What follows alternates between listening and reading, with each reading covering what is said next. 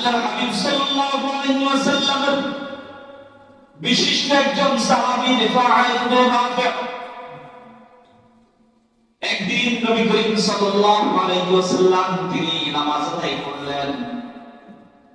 নামাজ আদায় করার সময় যখন তিনি রুকু থেকে উঠলেন, হাদিসের মধ্যে আসেন আল্লাহর হাবিব সাল্লাল্লাহু আলাইহি ওয়াসাল্লাম যখন রুকু থেকে উঠলেন, তখন নবী করিম সাল্লাল্লাহু আলাইহি ওয়াসাল্লামের একজন সাহাবী তিনি যখন শুনলেন সামিআল্লাহু লিমান হামিদা, আল্লাহর হাবিব বললেন, নামাজের রুকু থেকে যখন উঠলেন তিনি বললেন সামিআল্লাহু লিমান হামিদা।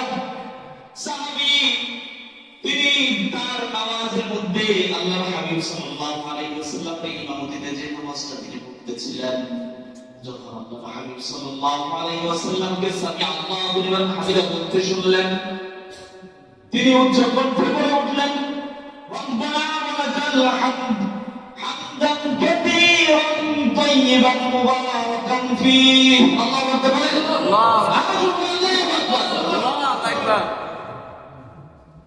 হাদিসের মধ্যে আসে ফালাম্মান সারাফা, আল্লাহর হাবিব সাল্লাল্লাহু আলাইহি ওয়াসাল্লাম যখন নামাজ শেষ করলেন, নামাজ শেষ করার পরে আল্লাহর হাবিব বললেন, মানিল মুতাকাল্লিম, এই নামাজের মধ্যে কে কথা বলেছো, কে আওয়াজ করেছো নামাজের মধ্যে?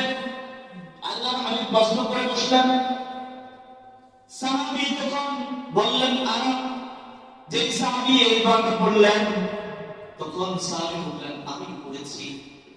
আল্লাহর হাবিব সাল্লাল্লাহু আলাইহি ওয়াসাল্লাম তখন বললেন, রাআইতু বিদআতান ওয়া 30 মালাকান ইয়াবতাদিরুনাহা, আমি 30 এর বেশি ফেরেশতাকে দেখেছি, তুমি যে দোয়াটা পড়ছো সেই দোয়াটার ব্যাপারে তাদের অবস্থান তার প্রতিযোগিতা লেগে গেছে। আল্লাহু আকবার, প্রতিযোগিতা লেগে গেছে।